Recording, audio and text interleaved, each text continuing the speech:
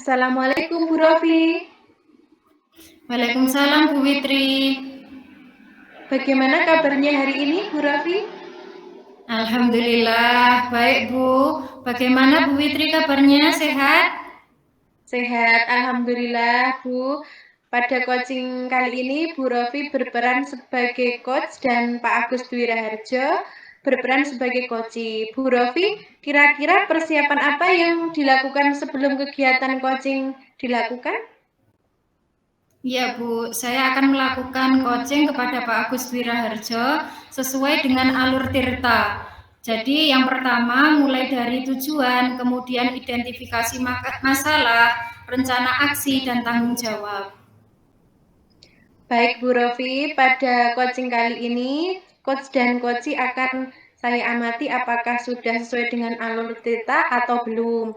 Bagaimana Ibu memberikan pertanyaan berbobot pada coachi dan juga bagaimana coachi tersebut merespon atau menanggapi pertanyaan dari coachnya.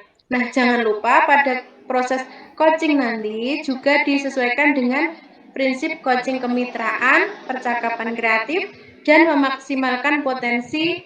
Nah, pertanyaan yang pertama yang saya berikan pada Bu Rofi, kompetensi apa yang akan Ibu kembangkan pada coaching kali ini? Ya, potensi yang akan saya kembangkan pada kegiatan coaching kali ini yaitu present, yaitu kehadiran penuh.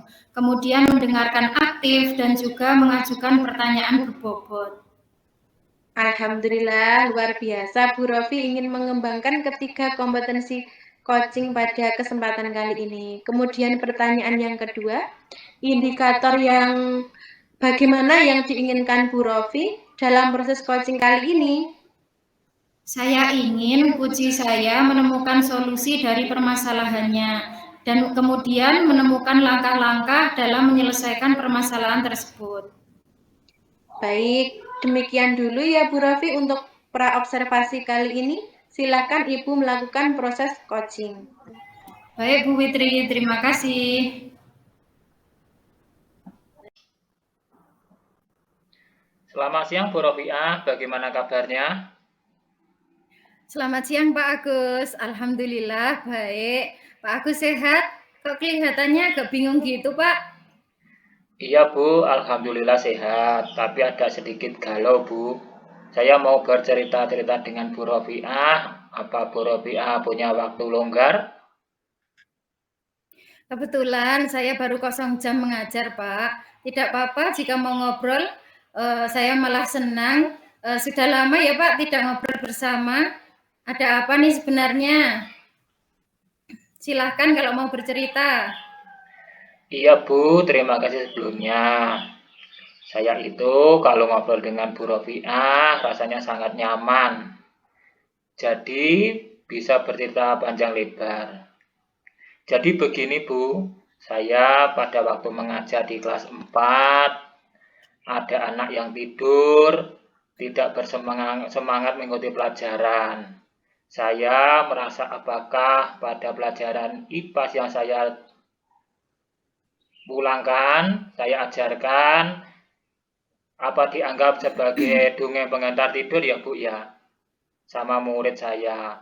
Saya juga sudah mencoba menasihati anak tersebut, akan tetapi saya tetap diulang saja. Bagaimana ya Bu, sebaiknya apa yang harus saya lakukan?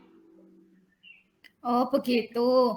Jadi Pak Agus ingin mencari solusi bagaimana menangani kasus murid yang sering ketiduran di kelas gitu ya Pak ya? Iya Bu, saya sebenarnya juga kasihan. Murid ini ketinggalan pelajaran dan tidak fokus belajar, sehingga nilainya menurun karena sering ketiduran di kelas. Saya sempat tanya ke temannya, katanya pada waktu kelas 1 sampai dengan kelas 3, dia termasuk murid yang pandai, aktif dalam pembelajaran di kelas, tapi semenjak masuk di kelas 4, menjadi sering tidur pada waktu jam pelajaran. Baik, jadi sebenarnya anak tersebut punya kemampuan akademik yang bagus ya Pak ya. Lalu apa yang Pak Agus harapkan dari pertemuan kita pada kali ini Pak? Iya Bu, memang anak ini sebenarnya pandai. Saya ingin murid ini bisa fokus kembali belajar dan tidak mengantuk di kelas lagi. Menjadi murid yang ceria dan bisa meraih prestasi tentunya. Baik, jadi Pak Agus ingin murid ini tidak ngantukkan lagi ya Pak ya, bisa fokus dalam pelajaran dan kegiatan sekolah. Begitu Pak Agus? Iya Bu. Baiklah, mungkin sebelum kita lanjut, kita bisa mindfulness dulu ya Pak ya. Pak Agus, mohon maaf, bisa pejamkan mata terlebih dahulu. Baik. Ambil nafas. Hembuskan perlahan. Ambil nafas lagi. Hembuskan perlahan.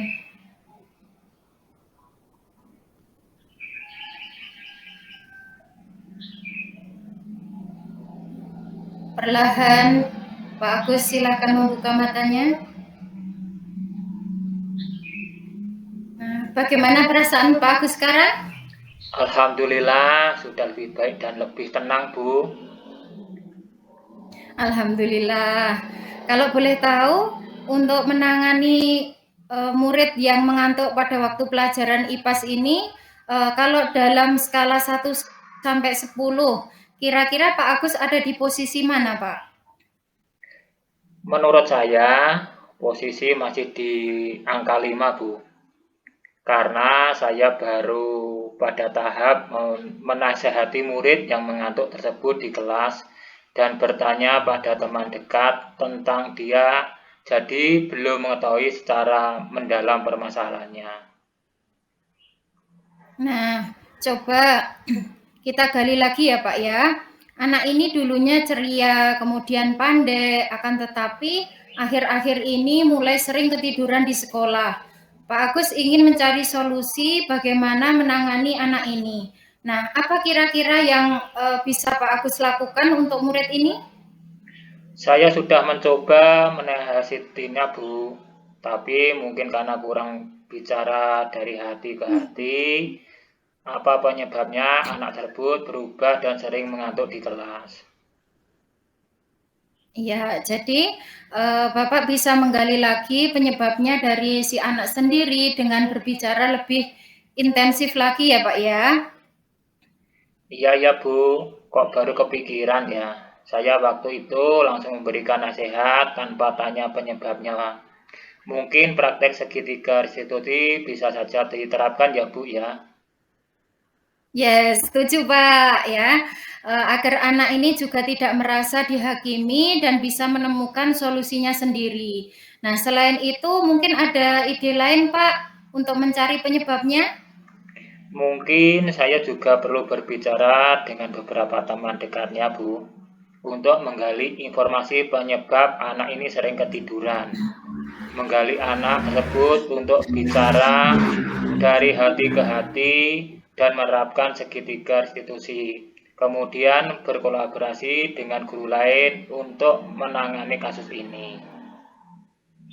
Ya, bagus sih Pak Agus bisa punya banyak informasi penyebab kenapa anak tersebut sering ketiduran. Lalu, apa tindakan selanjutnya setelah mengetahui beberapa informasi penyebabnya tersebut, Pak Agus?